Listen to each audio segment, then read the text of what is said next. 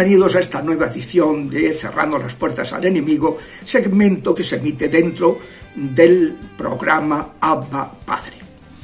En la anterior sesión, estamos ya acabando este curso de exorcística, vimos las carencias del nuevo ritual de exorcismo de 1998, en esa comparación que hay entre los dos. Y yo quería ahora subrayar las ventajas que tiene el nuevo ritual, porque también tiene cosas positivas. El nuevo ritual es más teórico, más de despacho, menos práctico, pero tiene una riqueza histórica litúrgica que es lo que han aportado los señores que han trabajado en él, pues que eran liturgistas y tal, que han hecho una aportación de la historia de la liturgia sobre los exorcismos, pues que es muy interesante, porque recoge la experiencia de las diversas tradiciones eclesiales, del rito copto, del rito armeno, del rito maronita, del rito ambrosiano, del rito galicano, del rito hispano. O sea, es un ritual en que aparecen una serie de elementos pues que no estaban en el anterior ritual. El de 1614, más que un ritual, era un compendio que contenía varios conjuros, en forma deprecativa primero y luego en forma imperativa. Luego tenía unos evangelios, unos salmos, un símbolo de la fe y precedidos por una oración de protección y terminando el rito con otra oración de protección al acabar la liberación.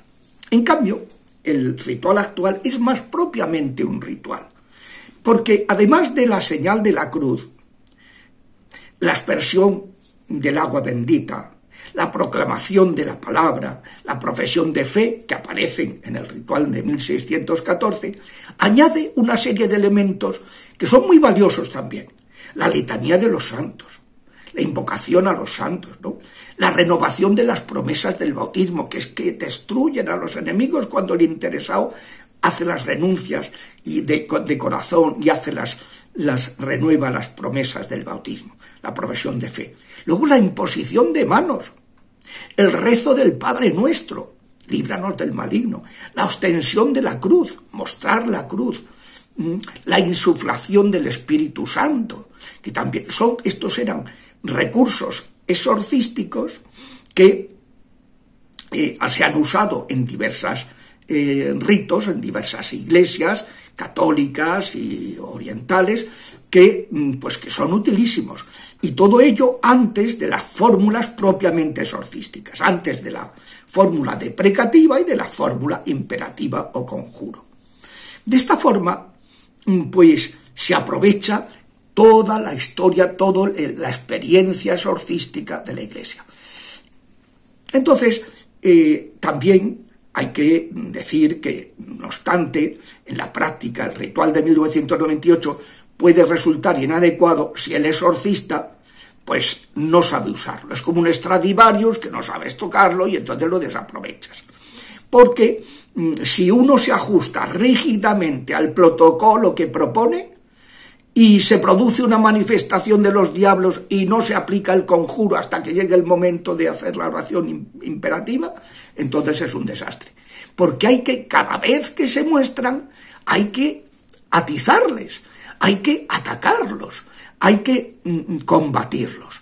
Como insistía el experimentado exorcista de la diócesis de Argentina, de Río de la Plata, el padre Carlos Mancuso, siempre decía, lo importante es el conjuro, y es verdad.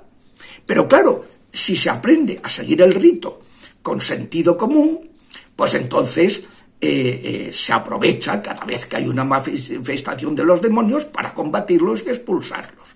Y se va en un crescendo de intensidad la oración que debilita muy notablemente a los inmundos. Es impresionante la diferencia entre el comienzo de la oración y el final, en que están muy debilitados, ¿no? En todo caso, hace falta un aprendizaje. Miren, en los prenotanda, el último punto dice, es necesario aprender el oficio con exorcistas probados, experimentados. Aprender el oficio, porque si no se aprende el modo de invocar a los santos, de conjurar a los demonios, de cómo actuar cuando se produce una manifestación, cuando hay una situación violenta. Todo eso hay que aprenderlo. Primero para perder el miedo, que es lo primero que a uno le impresiona cuando no tiene experiencia. Y segundo, para saber cómo actuar. Yo siempre cuento lo que me pasó cuando era novato, pues que estaba acabando de confesarse una persona poseída y le cambió la voz y empezó a increparme y se abalanzó sobre mí. Yo salí zumbando, avisé a los que iban a acompañar en la oración de exorcismo, le hicimos el exorcismo, redujimos primero a la persona, le hicimos el exorcismo y luego hablé con el que me estaba formando, el exorcista experimentado, y me echó una bronca monumental y me dijo, no tenías que haberte ido. Pues sí, con el miedo que yo tenía, no me iba a ir. Y dice, no, miedo es el que tienen los demonios a tu poder. Lo que pasa es que ellos sabían de tu inexperiencia. En lo sucesivo, los atas, les obligas a que dejen acabar la confesión y los que se van son ellos. Y yo desde entonces no me he vuelto a ir.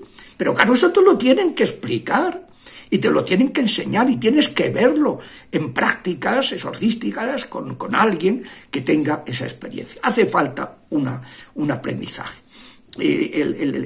Esa oración exorcística que Cristo ha confiado a su Iglesia es un arma de un gran poder liberador, pero si no se aprende a manejarlo, jamás se sacará partido de esta maravilla. Una de las cosas que yo lamento más es que después de que Francisco escribió una carta a todos los obispos del mundo, combinándolos a que pusieran exorcista, pues sí, han puesto exorcistas, pero a muchos no los han formado.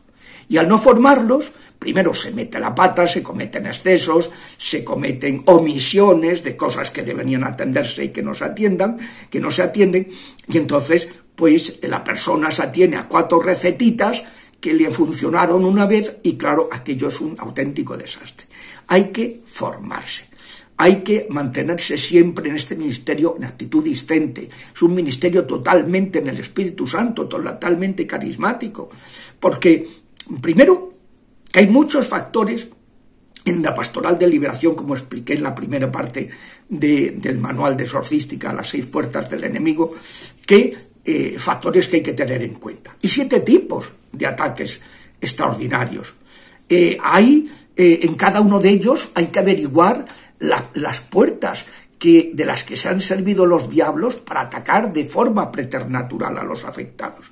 Por otra parte, hay que tener en cuenta que en estos procesos es como un iceberg, como un iceberg que tú vas quitando lo que se ve y empieza a salir lo que no se veía. Y una cosa que parecía una influencia se descubre que en realidad era una posesión. Y los diagnósticos pueden variar considerablemente. Entonces, esta simplificación que realizan algunos exorcistas poco experimentados es una pena. Porque no, tú no tienes nada, tú tal, o lo descartan o lo dejan de atender. Pero chiquillo, ten un poquito de paciencia, insiste, persevera, porque al cabo de un tiempo, de pronto te saldrá lo que estaba ahí escondido, que los demonios son muy fuertes, y entonces, pues además, hay que tener en cuenta que no se pueden sacar como pautas así. No, los demonios son... las diferencias entre ellos son mucho más marcadas que entre las criaturas corpóreas, porque al no tener cuerpo no se reproducen. Entonces, cada demonio rompe el molde. Entonces, pues cosas que te funcionan con los demonios del demonio mudo, pues no te funcionan con el demonio ciego, o no te funcionan con Leviatán, o los demonios de endurecimiento del corazón, o los demonios de Asmodeo y demás espíritus de lujuria, o con Belcebú y sus espíritus de... O sea, cada demonio tiene sus peculiaridades y hay que ir aprendiendo a reconocerlos y por tanto, no hacer simplificaciones. Es decir, en este ministerio hay que ir profundizando en la formación doctrinal sobre estas cosas y luego en el permanente intercambio de experiencias con otros ministros y sobre todo mantenerse siempre a la escucha del Espíritu Santo, que es el Espíritu de la verdad, es el Espíritu de la libertad, es el Espíritu de la misericordia y la caridad con esas almas que sufren tanto y que con él no nos equivocaremos. Hasta la semana que viene, si Dios quiere.